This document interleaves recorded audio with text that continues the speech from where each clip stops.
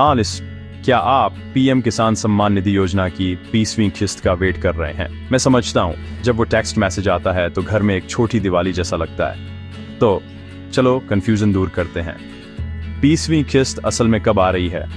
Usually PM किसान का पैसा हर 4 महीने में बैंक अकाउंट में आता है। लास्ट 3 किस्तें जुलाई 2024, अक्टूबर 2024 और फरवरी 2025। तो उस शेड्यूल के हिसाब से 20वीं किस्त जून 2025 में आ जानी चाहिए थी, लेकिन कुछ रीजंस की वजह से इसमें डिले हो गया है। अब सबकी नजरें बिहार पर हैं। क्योंकि 18 जुलाई को प्राइम मिनिस्टर मोदी मोतिहारी जा रहे हैं।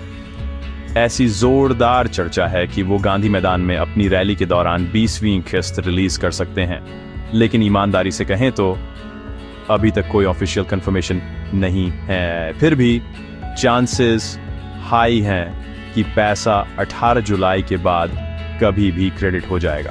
लेकिन इससे पहले कि आप उन RS-2000 को खर्च करने की प्लानिंग करें, चेकलिस्ट याद रखें, अपना eKYC कंप्लीट करें, ये इंश्योर करें कि आपका बैंक अकाउंट आधार से लिंक्ड है।